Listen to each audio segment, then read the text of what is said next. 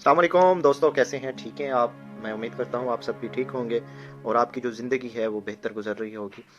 تو آج کی جو ہماری سٹوری ہے وہ بھی بہت موٹیویٹیو ہے ہم ہماری زندگی کے لیے۔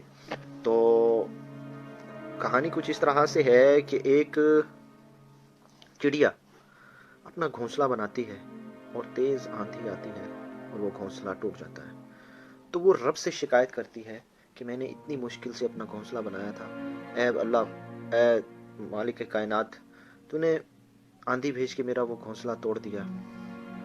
تو آواز قدرت آتی ہے کہ تم اپنی نیند میں تھی، تمہیں معلوم نہیں تھا، تمہارے گھونسلے میں ایک سانپ گھس آیا تھا۔ تو میں نے یہ آندھی اس لیے بھیجی، یہ تیز ہوا اس لیے چلائی تاکہ تم بیدار ہو جاؤ اور تم اس کو دیکھ لو اور اپنی زندگی کو بچا لو، وہ تم کو نہ کھا جائے۔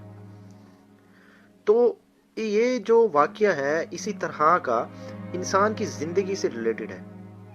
کئی مشکلات اور پریشانیاں آتی ہیں انسان کی زندگی میں، جس کی وجہ سے وہ بعض اوقات اللہ سے شکوہ کر جاتا ہے، حالانکہ انسان کو پتہ ہی نہیں کہ اللہ کتنا بہتر انسان کے بارے میں سوچ رہا ہوتا ہے اور اس میں انسان کی کتنی حکمت اور مصلحت چھپی ہوتی ہے۔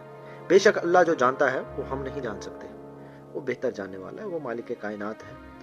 تو اپنی تقدیر کا جو بھی فیصلہ ہے وہ اللہ تعالیٰ پر چھوڑ دینا چاہیے، اللہ سے دعا کرنی چاہیے، ضد نہیں کرنی چاہیے، کیونکہ جب تم اپنی رضا کو اللہ کی رضا پر چھوڑ دیتے ہو تو وہ وہ کس طرح اب تمہاری رضا میں شامل ہو جاتی ہے اللہ کی رضا بھی۔ تو اس پہ مجھے ایک حدیث قدسی یاد آتی ہے کہ حدیث قدسی کچھ ایسے ہے جس کا مفہوم ہے، اے ابن آدم، ایک میری چاہت ہے، ایک تیری چاہت ہے۔ یہ رب فرما رہا ہے اپنے بندے کو کہ ایک میری چاہت ہے، ایک تیری چاہت ہے، ہوگا وہی جو میری چاہت ہے۔ اگر تو نے سپرد کر دیا خود کو اس کے جو میری چاہت ہے تو میں تجھے دے دوں گا وہ جو تیری چاہت ہے، اور اگر تو نے مخالفت کی اس کی جو میری چاہت ہے تو میں تجھے تھکا دوں گا اس میں جو تیری چاہت ہے، پھر بھی ہوگا وہی جو میری چاہت ہے۔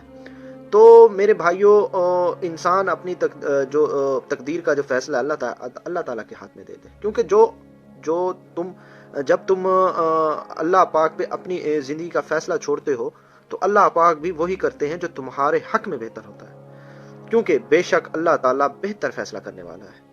تو میں امید کرتا ہوں کہ آپ کو میری یہ بات اچھی لگی ہوگی، اور میں جو سمجھانا چاہتا تھا آپ اس کو بہتر سمجھ چکے ہوں گے۔ تو ہمیں اللہ کی ہر رضا میں آمین کہنا چاہیے، اور اس کی جو بھی رضا ہو اس میں خوش رہنا چاہیے۔ تو انسان اللہ اپنے انسان کے بارے میں بہتر سوچتا ہے۔ تو اپنا بھی خیال رکھیے گا، اپنے آس پاس والوں کا بھی خیال رکھیے گا، دعاؤں میں یاد رکھیے گا۔ السلام علیکم ورحمۃ اللہ۔